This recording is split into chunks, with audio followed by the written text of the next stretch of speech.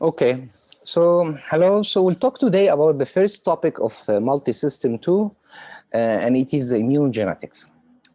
In this topic, we will understand how the immune system can generate a vast amount of different antibodies during the lifetime of an individual in order to cope with millions, not millions, but billions of different epitopes or different antigen to be able to recognize this antigen and to be able to induce the correct immune response.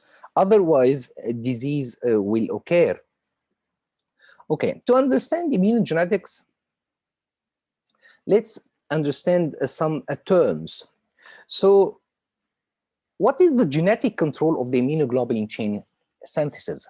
So we're talking now about the heavy and light chain.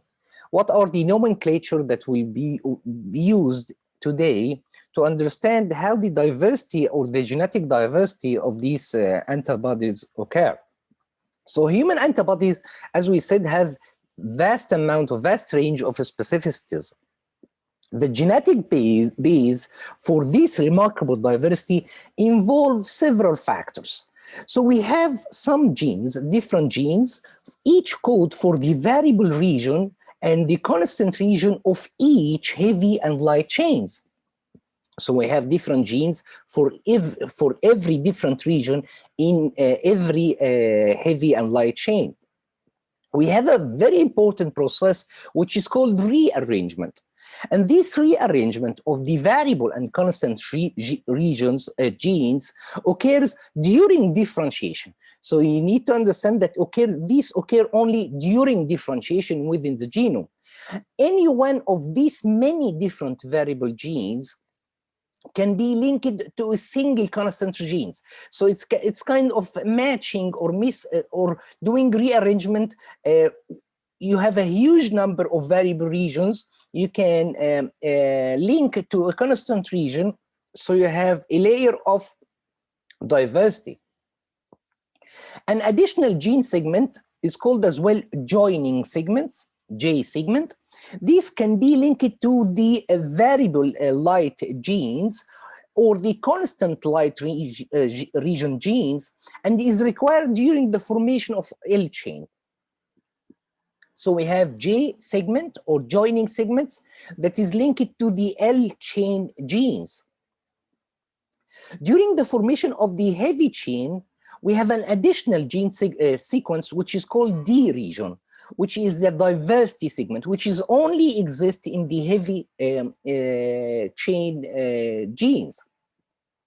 And this D diversity segment is required to link the VH gene to the J gene. So these genes are then fused together, as for example, with a constant heavy gene. So we have something like VDGC. So what's a VDGC? So actually you can see it's 4 different regions or gene segments: the variable region, the variable gene segment, the diversity gene segment, the joining gene segment, and the constant G segments. If you understand that each of these 4 gene segments have a lot different subcategories. So you have V1, V2, so you have a number of the V segment genes, and you have a number of the D genes, and you have a number of G segment genes, and you have a number of C genes. So basically the rearrangement and the combination and the different combination of these 4 segments will result in huge diversity, as we will see later. So a later rearrangement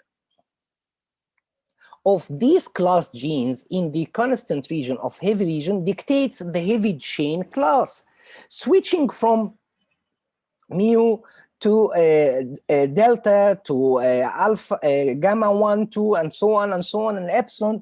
And these are mediated by the T cell cytokines, interleukin 4, 13, interferon gamma, TGF TGF beta. So these cytokines actually dictate the later layer of rearrangement of these class genes, as we will see later.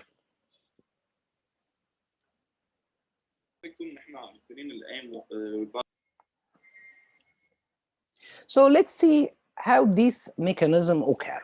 Okay, we are talking first about the light chain and how the kappa light chain is formed. So originally you have a germline DNA, the DNA inside the B cells, and you can see you can have a number of variable regions from V1 to Vn, and as well you have a number of J regions. These actually the gene segments, the V, J, what we have said before. That's for the light chain. So you have a number of V segment gene segments, and you have a number of J segments, and you have the CK segments. Upon the process of rearrangement, so you can see in the B cell now, so originally it's the germline DNA. So these gene segments actually occur on all our cells. But specifically in the B cell DNA, you can see there is a sort of rearrangement in which a lot of the V's have been excluded and some of the J's have been excluded. Only the CK existed. So at that time, there is a specific enzyme. We will know later about this enzyme, which is called RAG. These RAG enzymes rearrange the gene segments, remove some of the segments of the variable region and remove some of the segments of the J region. It doesn't deal with the C constant region. Soon after that, the DNA undergoes of the B cell, this rearranged region of the DNA, upon transcription, it will give the primary RNA transcript. And you can see that the primary RNA transcript have lost one of the V regions as well. Soon after that, upon the process of maturation of the messenger RNA, you can see upon the splicing, one of the J's have been removed. So now the mature messenger RNA have only one V region, one J region, and the CK. So these, soon after that, these will be translated to form the kappa chain polypeptide. And you can see now the kappa chain polypeptide actually consists of one, the variable sequence of antibody, which came from the V2 and J4, and have the constant kappa amino acid. And now we have the kappa chain polypeptide of the light chain. Okay, this slide describes how the kappa or the light chain is formed. In the next slide, we'll see how the heavy chain, how the lambda chain, L chain is formed. So you can see of the light chain as well. So again, you have the germline. In this case, you have as well different variable gene segments, different J segments, different constant segments as well in the germline DNA. Soon after that, a B cell, specific B cell, undergo a process of rearrangement, and you can see in this case it got V1 and J2 as well, together with the C2. Upon transcription, it will form the primary RNA transcript. Soon after that, a messenger RNA is formed, and then a lambda chain polypeptide is formed. So these actually the second type, which is the lambda chain of the L chain of the antibody. So for the heavy chain synthesis, you can see you have a lot of variable region in the germline, and you have a lot of D region, and this segment is peculiar to the heavy chain genes. And you have as well the J segments, and now the C region, you have a lot of C regions. And if you remember, each C region of this denotes or can be explained by the type of the antibody that arise. So if it's alpha, for instance, it will be IgA. If it's mu, it will be IgM.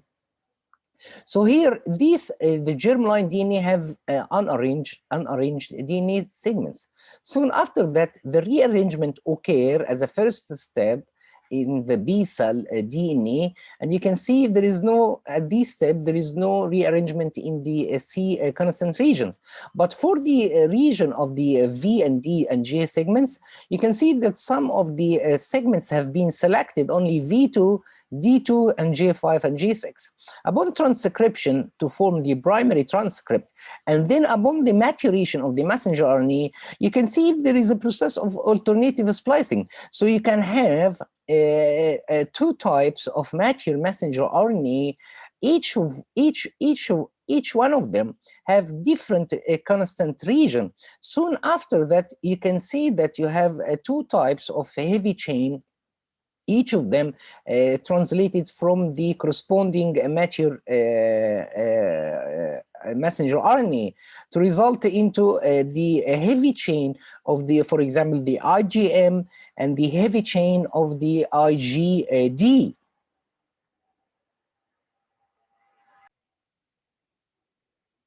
So antibodies actually are produced from three pools of gene segments and exons. One encodes kappa light, one encodes lambda light chains, and one encodes heavy chains. In each pool, these separate gene segments coding for these different parts of variable region of light and heavy chain are brought together by the site-specific recombination. Actually, it is the process which we call it the process of rearrangement during B cell development. So all this rearrangement occur in the primary lymphoid organ, the bone marrow, which is called site-specific recombination or rearrangement. So the L chain pools contain sets of constant region exons and sets of variable V and J segments, as we have just said.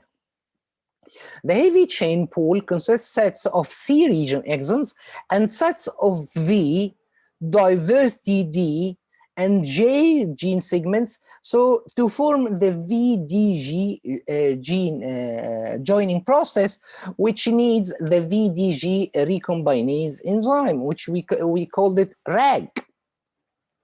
To make an antibody, so the variable light gene segment recombines with the J light gene segments to produce a DNA sequence coding to the V region of the light chain, which is now formed with VL and JL. And the variable region of the heavy gene segment recombine with the D segments and the joining heavy gene segments to produce the V region heavy chain, which actually VHDGH.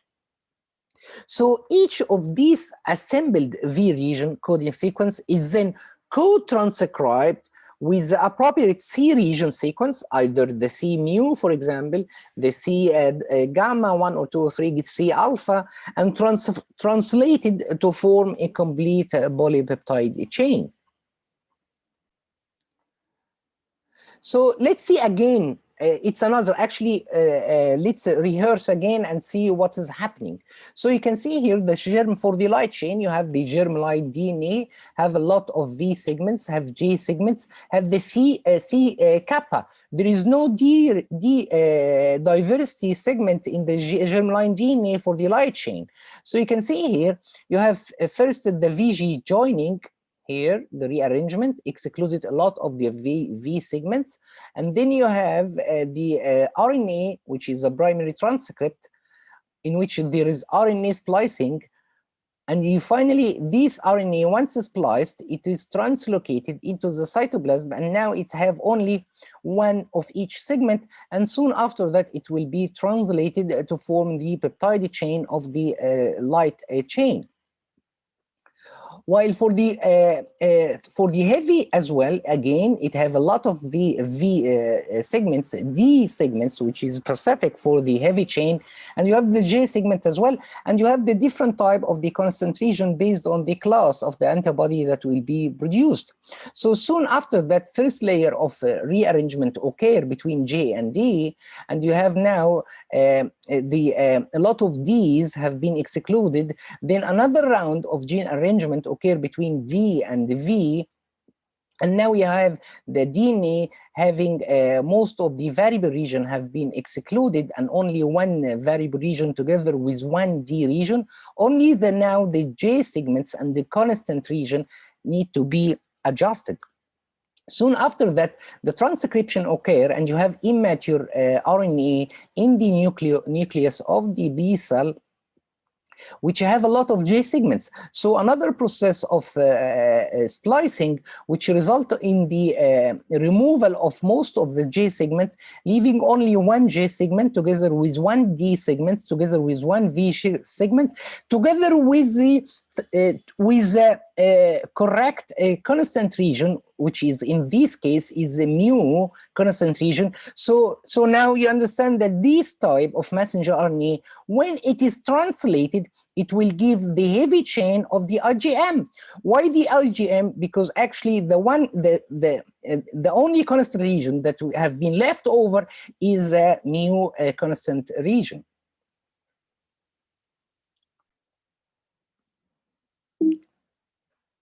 So for this table, let's it's a good slide for summarize. So actually you have four different segments. You have the variable, you have the D, you have the J, you have the constant.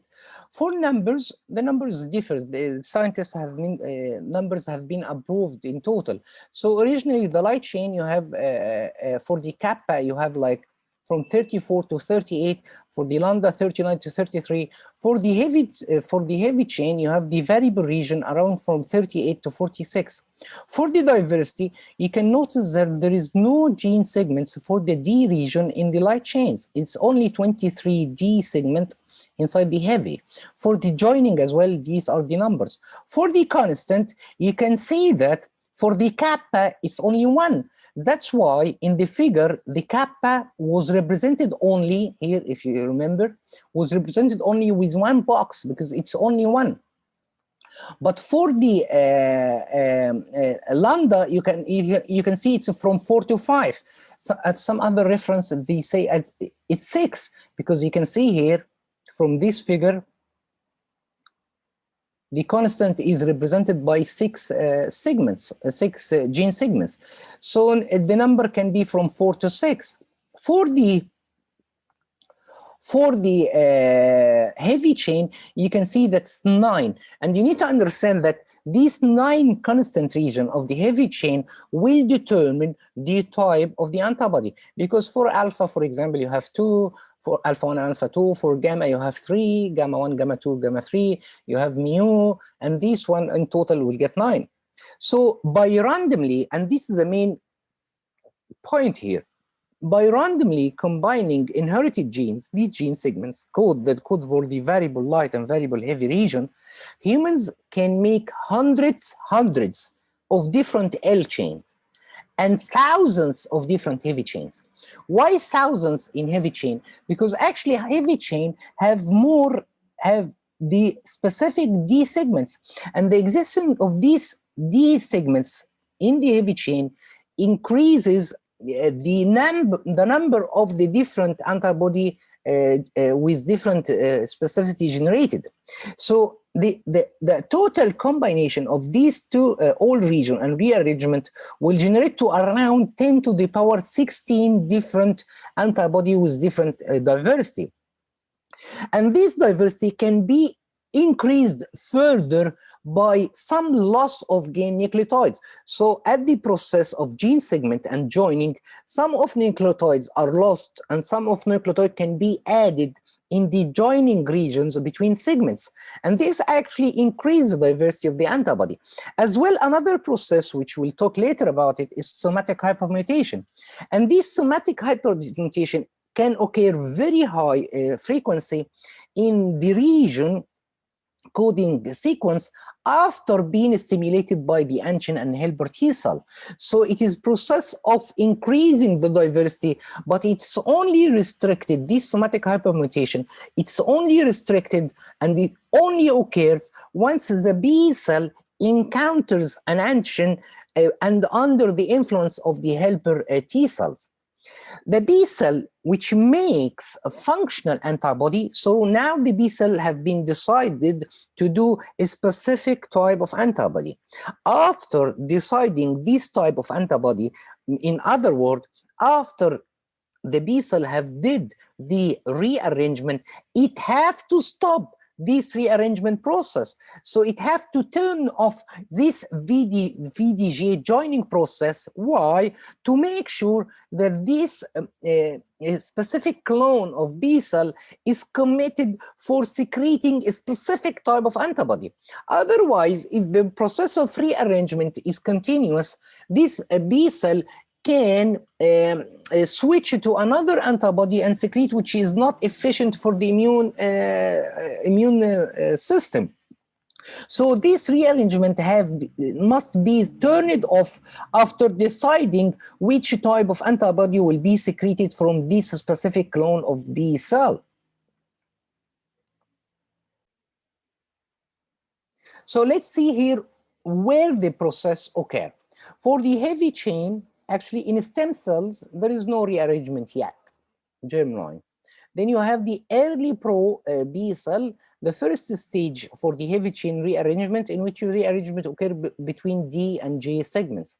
Soon after that, in late pro-B cell, you will have the rearrangement which include the V segment. Soon after that, so by now, in the large pre-B cell, now the VDG segments are already rearranged and the process of rearrangement have been finished, and it will be the same until it's an immature, and it waits until maturation. While for the light chain, you can see that the process of rearrangement starts a bit later than the heavy chain, and it starts in the small pre-B cell, and soon in the immature B cell, it will be rearranged and completed. For the IG stages, so actually, of course, in the stem cell, it cannot secrete antibody as well for the early bro, late bro, while in the large pre-B cells, since the VDG have already rearrangement have been completed, so so now the mu heavy chain or the mu heavy chain, which will give rise to IgM, is already made, and it is stored inside these cells, these type of cells. Soon after that, in the small pre-B cell, you have the mu, now the mu chain is existing in the endoplasmic reticulum and is waiting for the formation of the light chain, which is soon in the immature B cells, which will soon have the either lambda or kappa light chain, can be combined with the heavy chain protein chain, and now can be expressed on the surface of the immature B cells. So let's summarize 4 important main mechanisms for the generation of this antibody diversity. Okay, the ones that those shaded in green occur, while the mechanism of the red occurs in different regions. So you can see here, the first 3 mechanisms occur during the B cell development, actually in the bone marrow or the fetal liver. So we have the different probability of joining of gene segments, following by the addition of the diversity segment during the rearrangement, then followed by the joining of the 2 L and H light and heavy protein chains. So these 3 processes occur actually during B cell development inside the bone marrow.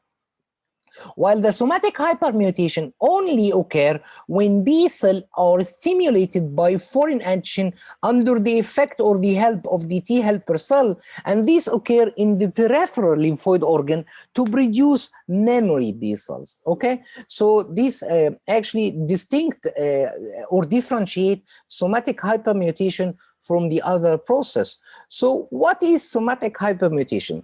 Actually, somatic hypermutation, it is a cellular mechanism by which the immune system tries to adapt or refine the specificity of the antibody to the new foreign elements that conformed it. So this SHM makes increases the diversity of the B cell receptor or the antibody which is exposed on the surface of the B cell, for example, the IgM. So it will increase the diversity of this receptor, this antibody on the surface of B cell to facilitate the recognition of different antigen, and allows the immune system as well to adapt its response to every new invader during the lifetime of an organism. And actually, SHM involves a programmed process of mutation. It affected the variable region. It only affected the variable region of the IgG genes. And actually, the rate of this mutation is 10 to the power 5 or even a million-fold greater than the normal rate of mutation across our genome. And its variation is mainly this type of mutation is mainly single base substitution. It's not insertion or deletion. It's only single base substitution. And you need to understand that this SHM only affect individual immune cells, and these mutations are not transmitted to offsprings. And you need to understand that any mistargeted, this somatic hypermutation, actually the scientists found that it's likely a mechanism for the development of B-cell lymphomas and many other types of cancers.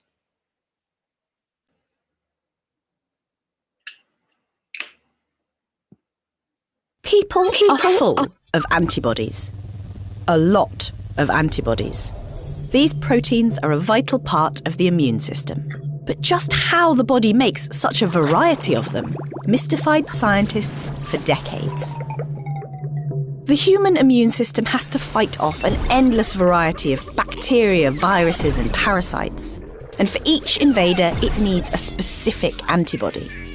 Luckily, it can generate billions of them, each slightly different, ready for any disease. But these antibodies, made from 2 light chains and 2 heavy chains, are proteins. And billions of different proteins should need billions of genes to make them. Humans have around 20,000 genes. The solution to this problem was a Nobel Prize-winning discovery. Antibodies are made by B cells. Like every other cell, B cells start off with the same 20,000 genes. But they also have an enzyme called RAG. RAG is a DNA shuffler. It targets the genes that make the antibody's binding site. There are 3 kinds of gene segments here, called V, D, and J. For the heavy chain of the antibody, humans usually have around 130 different V segments, 27 D segments, and 6 J segments. The RAG enzyme binds to one of the J segments at random, and then to one of the D segments, chopping off the spare DNA between them. Other enzymes then join the ends together. The same thing happens with a random V segment. So you end up with a gene composed of 1 V, 1 D, and 1 J joined together. This provides over 20,000 possible VDJ combinations for the heavy chain. The light chain can have another 400 possible gene combinations. Combining heavy and light chains gives approximately 8 million different possible antibodies, each with a different binding site. And that's not all. During the joining, extra DNA is added or removed at the junctions of the segments, which takes our antibody diversity from the millions into the billions. This is how our immune system can respond to diseases it's never even seen before. In fact, there's so much diversity that one of our antibodies could potentially bind to almost any target in the whole universe.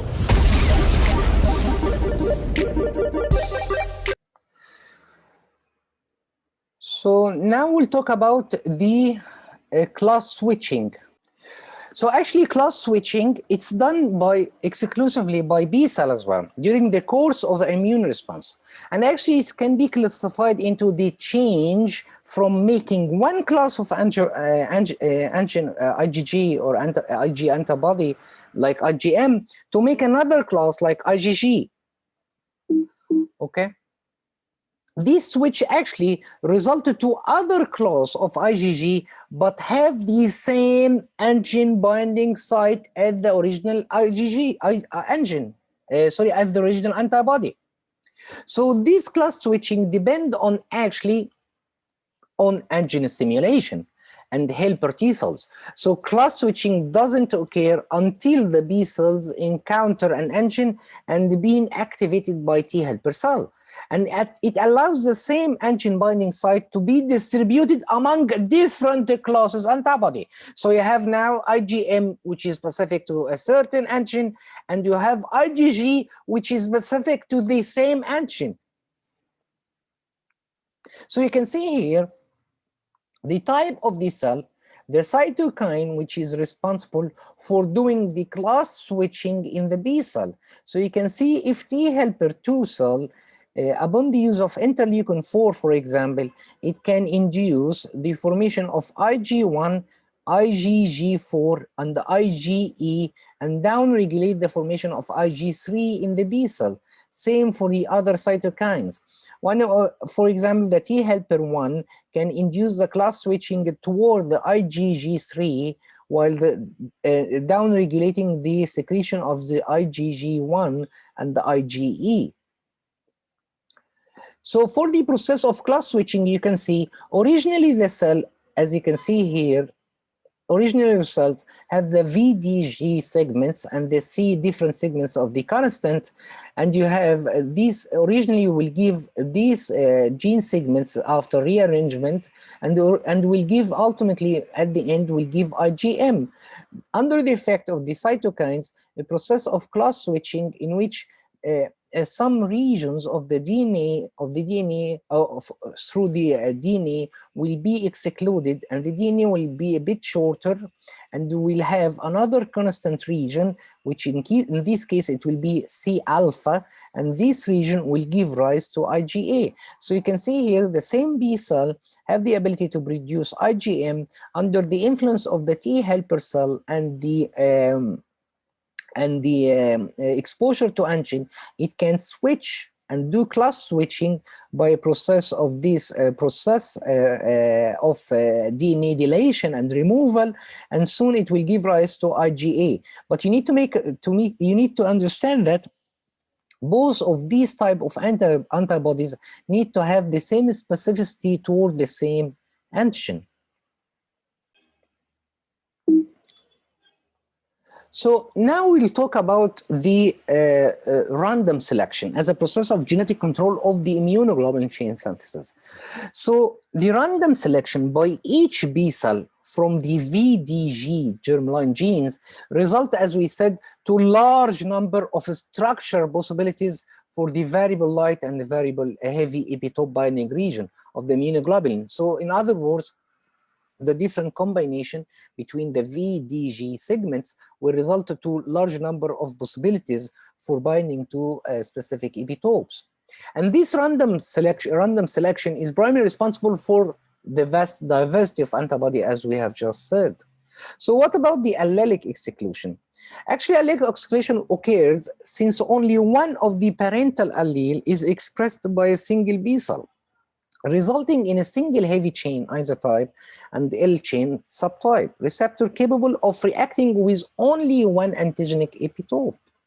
So in this figure, you can see here, normally the B cell receptors, so B cell receptor actually, it is the antibody which is expressed on the surface of the B cell.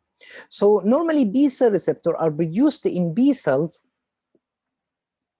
Normally, B cells are produced in B cells expressed from one IgG heavy chain locus and one light chain locus, not from the two alleles. This to ensure identical antigen binding site to bind their antigen with high avidity. So you can see here from the figure, all the antibody, since they are expressed for only one locus, can bind with a great affinity, and in total the antigen, the receptor on the B cell or the antibody on the surface of the B cell will have high avidity to bind to the different epitopes of the antigen. In case, hypothetically, if B cell receptors are produced from both of the heavy chain locus, and one light chain locus, it will result to hybrid immunoglobulin. So you can see you have different immunoglobulin sites, and this will have poor avidity toward the binding of the antigen or the epitopes of antigen. In other words, if you remember the rearrangement between the VDG segments, and you have two alleles for the genes, the heavy chain, as we said, is expressed only from one allele, or so in this allele there is rearrangement will result to a specific type of heavy chain.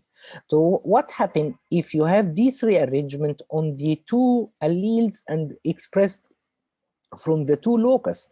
So you will have two different antibodies, because you are not sure that the same type of rearrangement will occur on the two locus.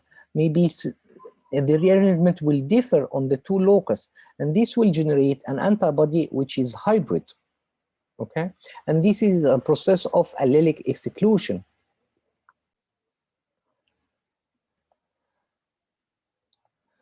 So this would be even greater in B cell expression. That means if the low avidity and poor antigen binding, it will be very great. It's a huge problem if there is too heavy chain or too light chain are expressed. So that's why after successful VDG recombination on the first chromosome, one allele assembled pre-B cell receptor signal to stop recombination of the second chromosome, which have the second allele. This is called allelic exclusion. So let's talk about B self and non-self recognition by B cell. So actually, as we already know, that B cell making functional antibody molecule in the bone marrow are supposed to undergo a second round of VDG rearrangement, and actually they change the specificity of the cell surface antibody they make. So here you can see this process is called receptor editing. So we have original round of VDG rearrangement will result in antibody expressed on the surface as a result of the first round. So soon after that, there might be another round of rearrangement, and in this case, it's called receptor editing, fine tuning, fine switching to fit more to the antigen. So this, in case there is a self-reactive B cell that fail to change their specificity in this way, they can be eliminated from the circulation by a process of clonal deletion or clonal inactivation. In this figure, you can see here, you have in the primary lymphoid organ, like in the bone marrow, you have immature B cells. You can see here, there is 4 different types of immature B cell. Each of them express different types of receptor or different types of antibody with different specificity. This antibody soon found this in this location. It is recognized that this antibody might detect self-antigen. So another round of rearrangement is done, which is called now the receptor editing. So in which the cell will be capable of expressing another form of antibody, of receptor of antibody on its surface, to be able, when it is released into the circulation, not to recognize self. So what the important point here, the receptor editing, it's receptor editing, it's a kind of a confirmation that the receptor is not able to recognize the self. In other cases, if the receptor editing fails, these cells is not allowed to go into circulation, and it is due to a process of clonal deletion, it will lead to the death or apoptosis of all these type of B cell which express a receptor that can identify self-antigen. It will the clonal deletion will delete all these clone of the B cell which express receptor that can identify self-antigen. In case of B cells that is already cannot recognize self-antigen, it will be released into circulation. Soon after receiving or soon after reaching the secondary lymphoid organ, you can see that the cell that have been receptor edited can recognize now foreign antigen, and it can differentiate into effector or either plasma cells or memory cells. But there are, and this cell as well is functional because it can recognize foreign antigen. What if this type of cells, for some reason, it identified a self-antigen? There is no receptor editing now, because this receptor editing or generally the rearrangement occur only in the primary lymphoid organ or the central lymphoid organ. But if a cell suddenly recognize a self-antigen after reaching the peripheral lymphoid organ, another process is called another clonal deletion will occur, same like the one which happened in the central lymphoid organ, and or another process which called a clonal inactivation. And you can see for the clone of the cell that it's an inactive, it loses its receptor. So make it neutral, make this clone of cells neutral in order not to be reactive toward our own body cells. So in case these cells inside the secondary lymphoid organ can recognize self-antigen, as we said, two processes leading to the death of the lymphocyte or the inactivation of the lymphocyte. Now we'll talk about the second part of our lecture, is the genetic control of HLA. Of course, you know HLA, it's a human leukocyte antigen, or the genes which encode the MHCs. So HLA is controlled discrimination between self and non-self antigen presentation to the T cells. They can determine individual susceptibility to immunologic disorder and infectious agents. So you can see here, these are the different types of HL type and their association with different disease and the risk factors. So if an individual have this type of, for example, for the insulin-dependent diabetes, if they have this type of receptor on the surface of the cells, so it have like 33% risk of having diabetes. As well, if you can see for rheumatoid arthritis, if it have on its cell types these types of receptors for the HLA type, it will have like 10% risk of having this disease. For the classes of HLA, you can see that it's generally there are three classes of HLA. You have the class 1 HLA, which is a glycoprotein found on membrane of almost all nucleated cells. It is composed of, they are encoded by three genes, A, B, and C. And they are linked to, actually they're associated with the cytotoxic T lymphocyte through the CD8 molecule. And they can present the epitopes to the TC receptor, and a single class 1 molecule as well can bind several different epitopes. Structurally, you can see it consists of two chains, an alpha chain and the beta chain. And actually the beta chain is the microglobulin beta chain, it's smaller in size, and it is invariant. Invariant it's not variable across different species. And you can see as well that the alpha chain consists of three major domains, the alpha 1 and alpha 2 and alpha 3 domains. For the alpha 3 domain, actually it is responsible for the binding of the CD8. While alpha 1 and alpha 2 of the alpha chain, actually these are alpha 1 and alpha 2 are the peptide binding site. So, as you can see, so this peptide binding site can recognize peptides, or can bind to peptide that containing from 8 to 10 amino acids. For class 2, actually it's found, it's a glycoprotein as well, but found on dendritic cells, macrophage, activated T cells, and B cells. And they encoded by three genes as well, DP, TQ, DR, and they are linked to T helper through the CD4 molecules, and they are for the T cell T helper cell receptor, which is class 2 restricted. The difference, obviously, you can see you have as well alpha and beta, but in this case, you have the alpha consists of alpha 1 and alpha 2 domains, and you have the beta consists of beta 1 and beta domains. One of the major difference here that the binding site for CD4 is beta 2, and one of the other the other major difference that the antigen, that the peptide binding site on the surface of the class 2 MHC is consists of the the alpha 1 and the beta 1 together, but in the last case the peptide binding site is only consists of alpha 1 and alpha 2, and it can bind to 8 to 10 amino acids, while here it can bind to 13 to 18 amino acids, the alpha 1 and the beta 1 domains.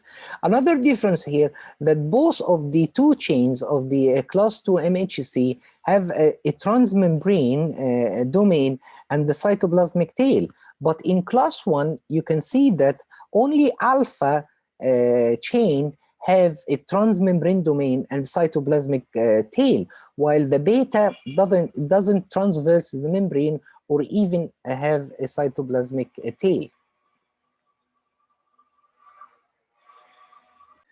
Okay, again, this figure to show the difference between the two types, class 1 and class 2 HLA. So again, you can see the difference in the peptide binding sites. For class 1, you can see it is formed of the alpha 1 and alpha 2 domain of the alpha chain, while for the class 2, it forms part of the alpha chain and part of the beta chain. Here the binding site for CD8 is alpha 3, while here the binding site for CD4 is beta 4. Here the the beta chain or beta 2 microglobulin is very short chain with invariant chain, and you can see it cannot crosses the plasma membrane or even having a cytoplasmic tail. Which differs than the alpha chain. Here, both chains have a cytoplasmic tail and have a transmembrane domain.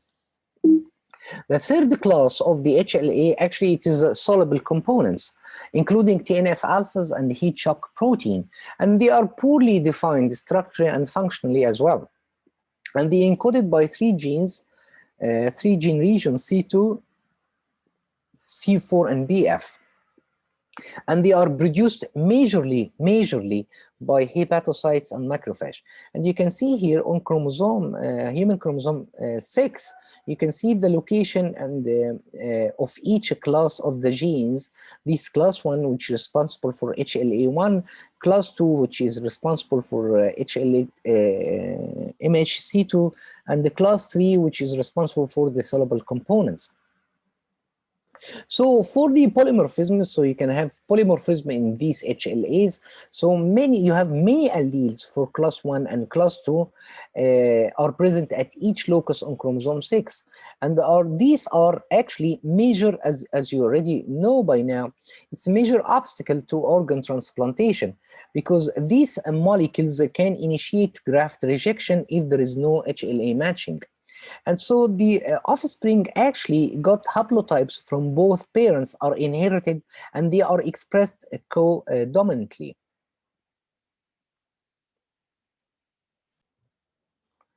So what about the genetic control of the T cell receptor, TCR? So actually TCR, it's a dimer of alpha and beta chain, which represent 95% of the receptor, and the gamma and delta chains, which represent the other 5%. So this receptor, these TCR receptor, do not respond to soluble antigen, and in contrast to the monomeric IgM, which can respond on the surface of the B cell membrane. So this monomeric IgM on the receptor of the B cell can respond to the soluble antigen. This TCR receptor recognizes the epitope only as a fragment bound to either class 1 or class 2 HLA molecules on an antigen-presenting cells. The co-receptor CD4 and CD8 determine whether the response will be humoral or cell-mediated immunity. So binding of CD4 to a class 2 HLA molecule on an AB cell results in humoral immunity, while binding of CD8 to class 1 HLA molecule on ABC result in a cell-mediated immunity. So the union of these specific TCR and the co-receptor, either CD4 or CD8, with the peptide HLA membrane complex, actually the antigen which is presented on the surface of ABC, is associated with a signal transduction through into the cytoplasm by a complex of protein collectively designated as a CD3. So for the genetic diversity of the TCR, they achieved as well by process of rearrangement similar to those of the immunoglobulins rearrangement in the B cells. So recombinase enzyme as well, RAG1 and RAG2, are required for both heavy and light chain rearrangement in both early B cells and as well T cell antigen receptor expression, which mediate the somatic recombination of the VJ or VDJ genes. The phenomena of allelic exclusion as well control the expression, genetic expression of TCR, same as in case of immunoglobulins. So we can see here in the germline, you can see the different V regions, the different J regions, and the constant region. Upon the rearrangement, you lose most of the V regions, and as well upon the transcription and the splicing, it will result to the alpha and beta T cell receptor chain, as you can see from the figure. As well for the other part of the receptor, so you can see that you have a number of which represent the heavy chain region, the heavy chain. You can see the genes upon the recombination as well under the effect of RAG1 and RAG2. You can see that it resulted to a rearranged DNA that upon transcription and the translation will result to the other heavy chain of the receptor, and collectively these are the human alpha and beta T cell receptor, as you can see. So you can understand now that there is a process of rearrangement similar to that what's occurred in the immunoglobulin formation, and you need to understand that as well there is allelic exclusion and only one allele undergo the rearrangement. Thank you, and this concludes our lecture of immunogenetics.